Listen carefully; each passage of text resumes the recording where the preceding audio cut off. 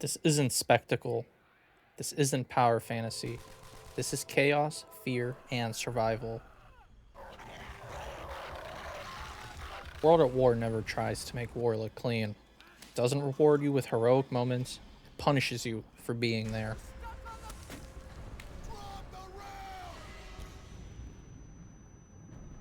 There's no victory music, no moment where it tells you that you're the hero. You're not meant to feel strong, you're meant to feel small, expandable, overwhelmed. Because that's what war actually feels like. These aren't just characters anymore. These are voices next to you. The people pushing forward with you, you start to recognize them, you start to feel their absence. And without ever stopping to say it, the game makes you care because you're surviving this together.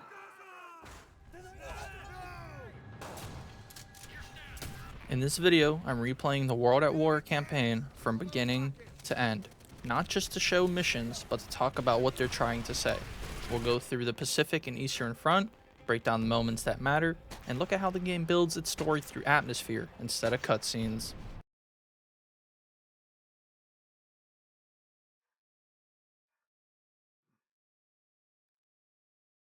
This is the Pacific Theater, and World at War treats it very differently than anything Call of Duty has done before. There's no music telling you how to feel, no big speech, just confusion, fear, and violence happening all at once. Private Pyle has his throat sliced, and he bleeds out right in front of you. When you're rescued, it doesn't feel like triumph, it feels desperate. These soldiers don't feel like characters being introduced, they feel like people pulling you forward because stopping isn't an option. One of the most unsettling things about Semper Fi is how unpredictable it feels. Enemies don't rush you head on, they hide, they wait, they let you think you're safe. The jungle isn't just a setting here, it's part of the threat.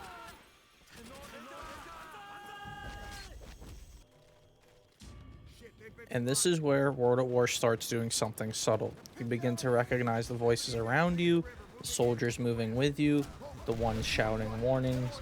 You don't know their stories, but you start to feel when one of those voices is gone. Semper Fi is a tone setter. It tells you what kind of campaign this is going to be. This isn't about glory, it's about endurance, and it only gets harder from here. From here, the campaign pushes deeper into the Pacific, and the feeling of being hunted never really goes away. After Semper Fi, you might expect some relief, a sense that things are stabilizing. Little Resistance does the opposite. It tells you what you just survived wasn't the worst of it, it was just the beginning. On paper, the mission sounds simple. Push forward, clear resistance, but the name is misleading. There's nothing small about the danger here, it's just harder to see. The perfect illusion of safety. Little Resistance is where the jungle really becomes an enemy. You're not fighting a front line, you're fighting uncertainty. Shots come from places you can't see, silence feels just as threatening as noise. What makes this mission effective isn't how intense it is, it's how draining it feels. You're constantly stopping, listening, second guessing every step forward, and the game never gives you a moment to reset. By this point, the soldiers around you start to feel familiar. You recognize voices before you see faces, warnings matter more than orders, and when someone goes quiet, you notice immediately.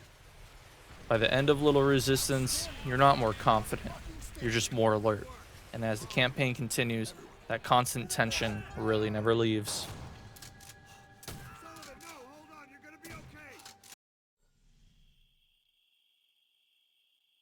Arrangements are being made to take his body back to the States. I thought Sullivan would make it through for sure. We let our guard down, Polanski. We can't let it happen again. Up to this point, the Pacific has felt claustrophobic. Tight spaces, jungle cover. Now the game pulls all of that away. This is one of the most chaotic openings in the entire campaign. There's no buildup, no warning, just impact. You're exposed before you even step onto land. Hard landing strips away any illusion of preparation. You're not advancing carefully, you're reacting. You move forward because the water behind you isn't safe. and the beach in front of you isn't either. The mission isn't intense because of what you're fighting, it's intense because of how much is happening at once. Explosions overlap, orders get lost, you stop hearing individual voices, just noise. Even here, the soldiers around you matter. They move without waiting, they fall without ceremony. You don't stop to acknowledge it because the mission won't let you. This mission isn't about bravery, it's about momentum. Stopping means falling behind, and falling behind here means disappearing. By the time hard landing ends, you're not relieved, you're exhausted. And the campaign doesn't give you time to recover. From here, the Pacific stops feeling unpredictable and starts feeling relentless. Vendetta doesn't continue the war, it rewinds it. You don't arrive fighting, you arrive lying among the dead. Before this campaign ever talks about victory, it makes you lie still and listen.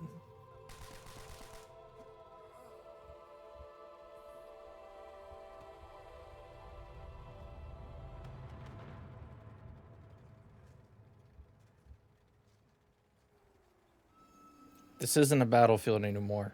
It's a graveyard. Bodies aren't obstacles here. They're the environment. And the game forces you to move through them slowly, deliberately.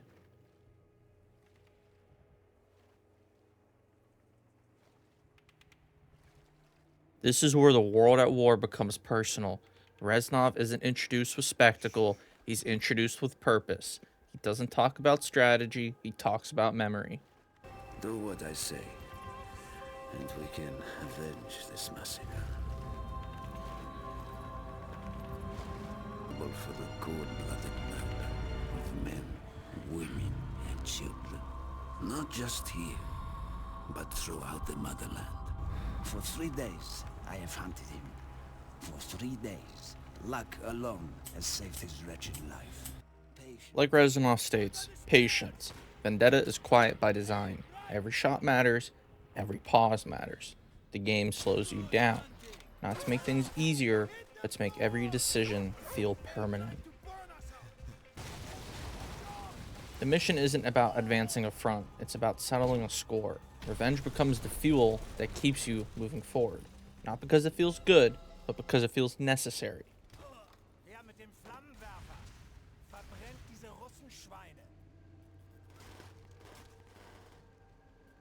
The Pacific missions overwhelm you with noise. Vendetta does the opposite. It isolates you.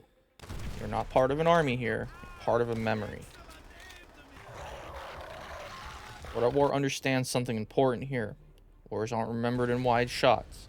They're remembered in moments. A voice beside you, a target in your scope, a name you don't forget.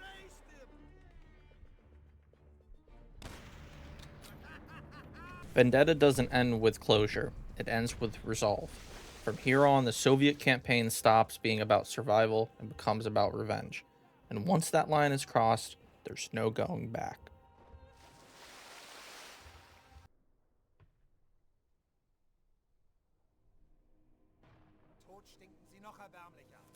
Vendetta was personal, quiet, focused.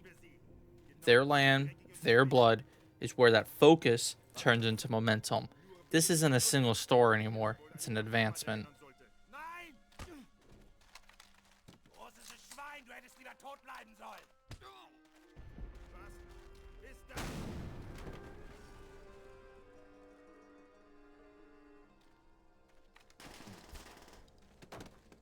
The Pacific missions feel chaotic and unpredictable. The Eastern Front feels different. Here, everything moves in one direction. That direction is forward. The title says exactly what this mission is about. This is their land. And every step forward reclaiming it comes at a cost. Not just for the enemy, but for the people pushing forward. War as an inevitable motion. The mission doesn't ask you to stop and think. It doesn't ask you to question orders. It assumes the decision has already been made. You're not here to debate the cost. You're here to pay it.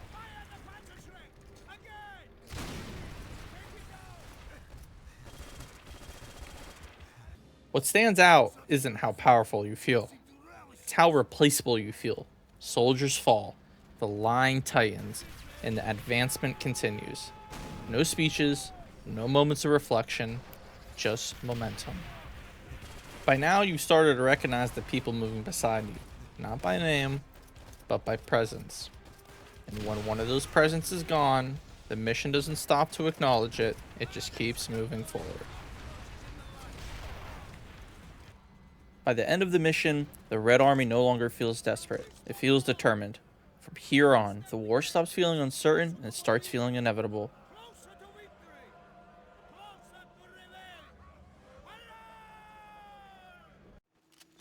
Our tanks are getting hammered by mortar fire. We need to clear these trenches and knock out each mortar pit. Get ready with that flamethrower. After hard landing, the war doesn't get louder, it gets closer. Burnout takes everything that felt overwhelming on the beach and compresses it into tight spaces.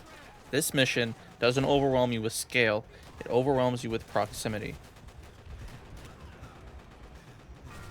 There's nowhere to maneuver here. The bunkers aren't arenas, they're traps. Every corner feels like it could be the last one. The game forces you to move forward anyway. This is where World at War crosses a line it never walks back from. The flamethrower isn't introduced as a power-up. It's introduced as a solution. Not because it's effective, but because nothing else is working. This mission has a lot of psychological weight to it. What makes this mission unsettling isn't what you see, it's what the game asks you to accept. That survival sometimes means doing something you don't want to do, and then moving on from it like it didn't happen. Burnout isn't about feeling powerful. It's about being put in a position where there are no clean options. You're not rewarded for what you're doing. You're allowed to continue. By the end of this mission, something has shifted. The war doesn't feel dangerous anymore. It feels personal, and that weight really never goes away.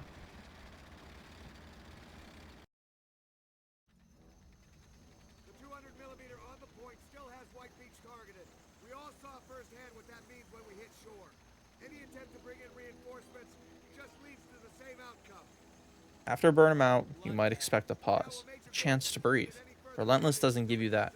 It tells you that whatever line was crossed, it didn't change the fight. The title isn't dramatic, it's a literal hell. The enemy doesn't stop coming, and the mission doesn't pretend that they will. You're not clearing ground here, you're holding on. Relentless isn't hard because of difficulty, it's hard because it wears you down. Attacks overlap, time blurs, you stop counting the waves of enemies, the game wants you to feel tired. Are you fucking kidding me, bro? I'm gonna fucking quit. By now, the soldiers around you don't feel like introductions. They feel familiar, they feel like family, they feel like brotherhood. Not because you know their names, but because they've been there the whole time. And when one of them drops, there's no reaction, there's no room for it. This mission isn't about heroism, it's about endurance, about staying in a place long enough for the war to move somewhere else. Survival here doesn't feel earned, it feels temporary. Yeah, bro, let that music play. By the end of Relentless, the Pacific campaign stops feeling shocking. It feels routine, something familiar. And that might be the most unsettling part. From here on, the war isn't about adapting anymore, it's about lasting as long as you can. Already too many. Relay the message to Major Gordon. The artillery on the point has been knocked out. Brave comrades of the Third Shock Army, today we lay waste to the German line. Push forward to the train station. Up to this point, the war has felt human. Personal grudges, shared resolve. But Blood and Iron strips all of that away. This is where war turns into a machine. This mission isn't about positioning, it's about pressure. Tanks don't maneuver carefully here, they advance. Infantry doesn't flank, it follows. Everything moves forward at the same time. Blood and Iron doesn't ask you to make tactical choices, it asks you to keep up. The armor doesn't wait for you, the line doesn't slow down, you're either moving with it or you're falling behind.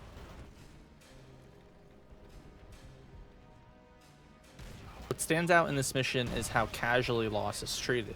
Vehicles burn, soldiers fall, and the advance doesn't even hesitate. There's no moment to stop and process it. Replacement happens instantly.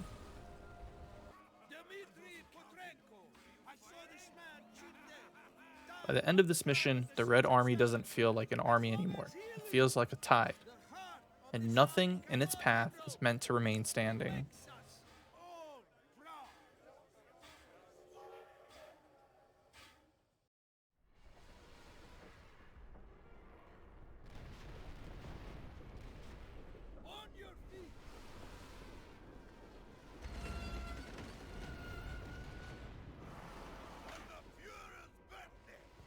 Blood and Iron was open ground, momentum without resistance. Ring of Steel closes that space. The war doesn't slow down, it tightens it. This isn't a city you're fighting for, it's a city that's already broken. Buildings aren't cover anymore, they're obstacles. Every street feels damaged beyond repair. Ring of Steel isn't symbolic, it's literal. The city is surrounded. Every direction leads to pressure. There's no safe side. Ring of Steel makes the war feel inescapable. You're not choosing where to go, you're being funneled. Streets decide your movement, the rubble decides your pace. What makes this mission so unsettling isn't the fighting, it's the constant sense that there's no way out. Artillery never feels distant, fire never feels contained, the city absorbs everything. By this point, the soldiers around you feel quieter. Not because there's less happening, but because there's nothing left to say. Everyone moves with the same understanding. This is the end of the road. By the end of Ring of Steel, the war stops feeling like a campaign. It feels like a conclusion forming. From here on, everything moves inward toward one last objective.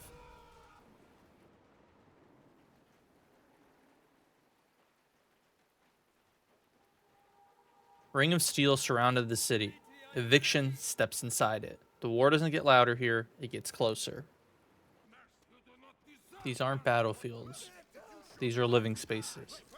Rooms meant for people, not soldiers. And this mission never lets you forget that. Eviction strips away any sense of distance.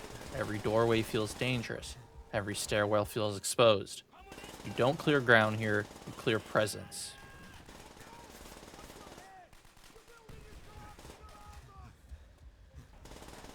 There's no direction that feels secure. Threats come from above, below, and behind.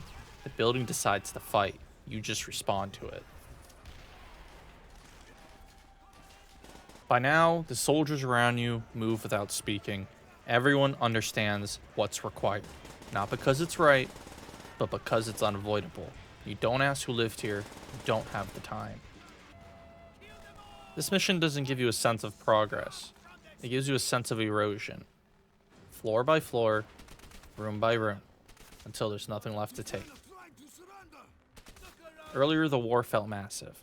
Here, it feels personal. Even when no one speaks, the scale hasn't changed.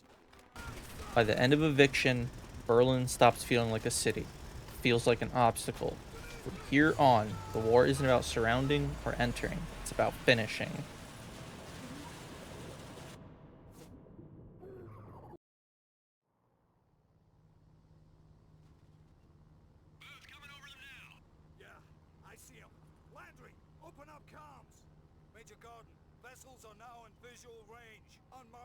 After everything on the ground, Black Cats feels different immediately.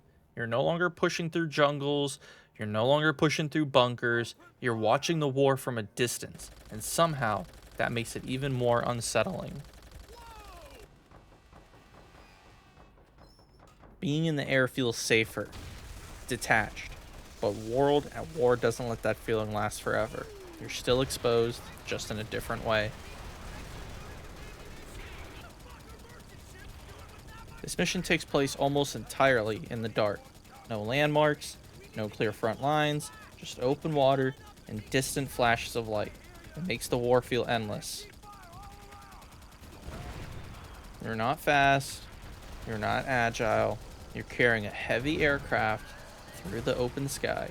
Every hit matters, there's nowhere to hide.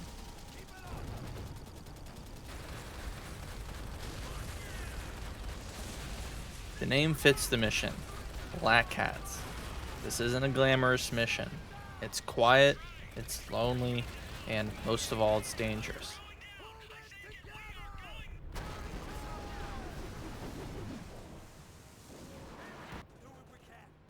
To me, the strange thing about Black Cats is how impersonal it feels. You don't see the faces, you don't hear the voices, you just have coordinates and consequences. The further away you are, the easier it is to forget what's below you. Another unsettling thing about Black Cats is when you're in the water and you're shooting the boats, you're shooting the PTs, you're shooting the planes, the soldiers are coming up to you asking for help. And it's a tough choice if you continue to annihilate the enemies or if you stop and rescue one of the soldiers. You know, it's one of those things where you have to make a decision. You know, are you going to save someone else and sacrifice yourself dying? Or is it going to be one of those things where you let a fellow soldier die and you have to live with that consequence of it? By the end of Black Cats, the Pacific doesn't feel calmer. It feels broader. The war isn't just happening around you anymore. It's happening everywhere. You're up. We're moving out. What's the skinny? Major Gordon's ordered another attack on the enemy stronghold beyond this ridge. Any word on supplies? They're coming. When? This place exists in memory before it exists in front of you. It's been photographed, recreated, and remembered. But being here strips all of that away. What's left isn't history, it's effort. Nothing about this landing feels sudden. It feels prolonged.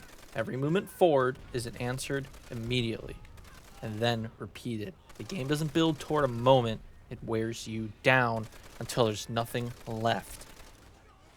The name of the mission tells you exactly how this works. Blowtorch, force applied directly. Corkscrew, pressure applied again and again. There's no elegance here, only persistence. This one isn't mechanical, it doesn't fly in the air, it's not a track on the ground, the danger hasn't faded, only the rhythm has changed, and shock gives way to routine. By the end of the mission, the Pacific campaign stops feeling unpredictable. It feels methodical. The war no longer surprises you. It exhausts you. And from here on, everything becomes about how much longer the exhaustion can be handled and how much longer it'll be lasted before your breaking point. Word is, main force pulled back to the North Ridge. But I want everyone ready to fight. As soon as that supply drop shows, we move. There it is. Move, get to it. By the time you reach breaking point, there's nothing left to escalate. The war has already shown you everything it has. What's left is endurance. The mission doesn't ask you to advance, it asks you to hold, and there's a difference. Advancing feels like progress, holding feels like waiting for something to give. Nothing about this position feels secure. The ground is unstable. The lines are thin. Every pause feels temporary.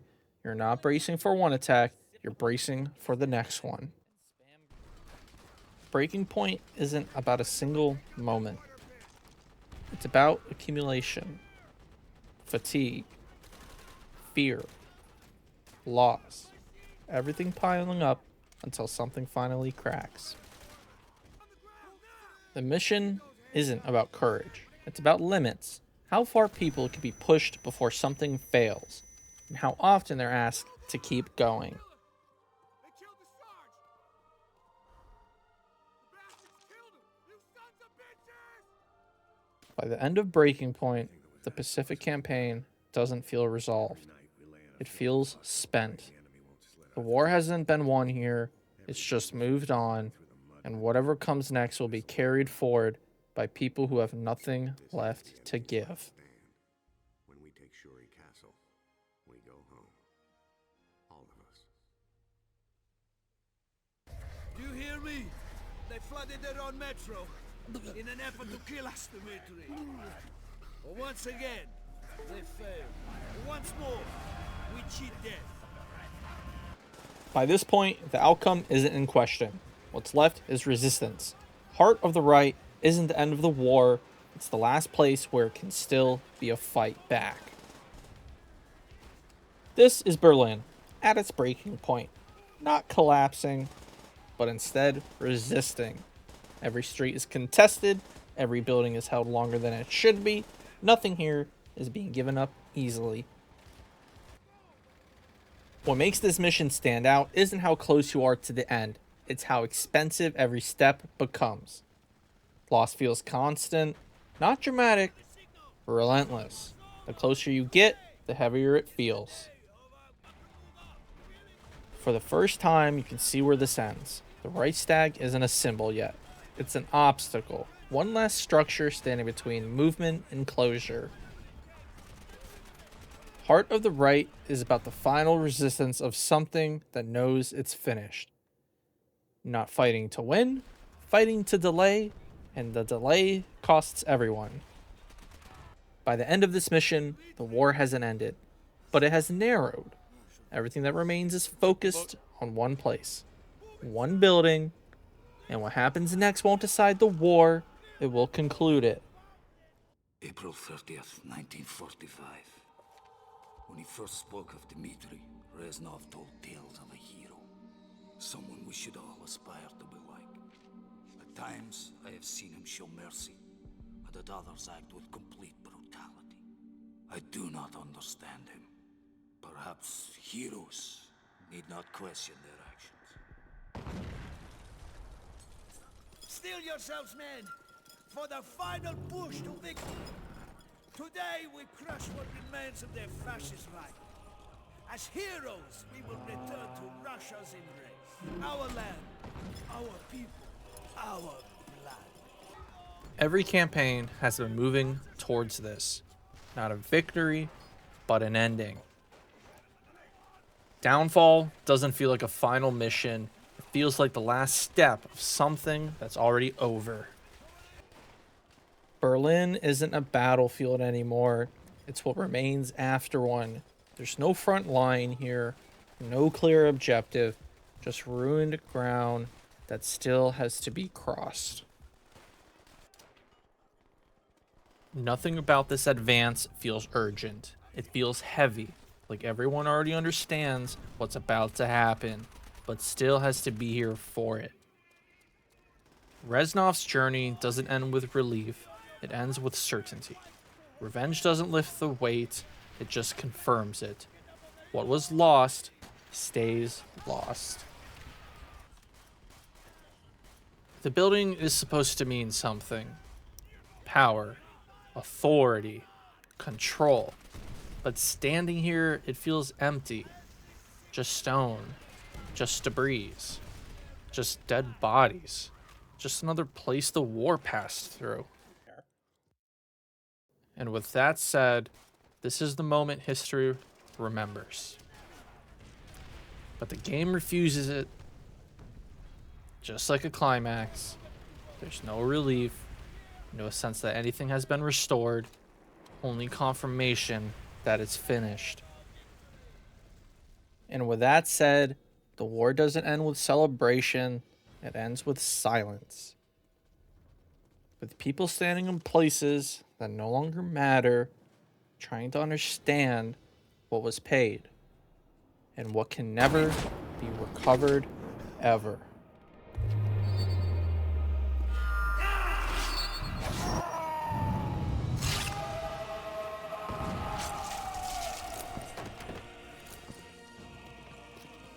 You can make it, my friend. You always survive.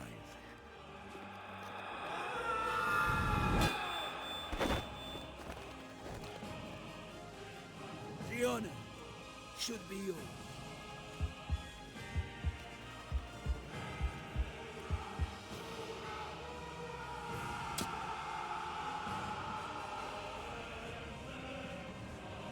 As long as you live, the heart of this army can never be broken.